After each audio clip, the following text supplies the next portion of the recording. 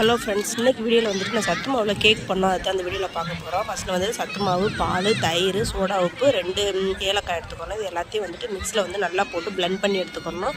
நம்ம சத்து மாவு 2 கப் போட்டோம்னா அதே கப்பில் 1 கப் வந்துட்டு சுகர் எடுத்துக்கிட்டால் போதும். இது எல்லாத்தையும் நல்லா வந்து இந்த மாதிரி பிளெண்ட் பண்ணிக்கணும். பிளெண்ட் பண்ணிவிட்டு கொஞ்சம் கட்டியாக இருக்கும். அது வந்து நான் காய்ச்சின பாலை ஊற்றி இந்த மாதிரி தோசை மாவு பதத்தில் வந்து எடுத்துக்கணும். எடுத்ததுக்கப்புறமா வந்துட்டு ஒரு பாத்திரத்தில் வந்து நெய் தடவி அதிலே அந்த மாவை கொஞ்சமாக ஸ்ப்ரெட் பண்ணிவிட்டு அந்த மாவு பதத்தில் இருக்கிறதையும் ஊற்றிட்டு நல்லா அந்த மாதிரி டேப் பண்ணிக்கணும். அப்போ தான் ஏர் பபிள்ஸ் இல்லாமல் இருக்கும். அதை வந்துட்டு ஆல்ரெடி வந்து ப்ரீ ஹீட் பண்ண இட்லி குக்கரில் வச்சு இந்த மாதிரி ஹீட் பண்ணி ஒரு 45 மினிட்ஸ் எடுக்கணும்.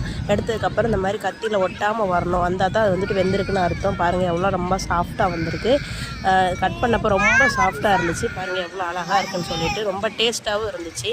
என் பொண்ணுங்க 2 பேருமே ரொம்ப விரும்பி சாப்பிட்டாங்க. இது வேணும்னா நட்ஸ் இதெல்லாம் தூவிக்கிட்டோம்னா இந்த மாதிரி கிடைக்கும். இது இன்னொரு நாள் நான் ட்ரை பண்ணேன். இந்த வீடியோ பிடிச்சிருந்தா லைக் பண்ணுங்கள். தேங்க்யூ.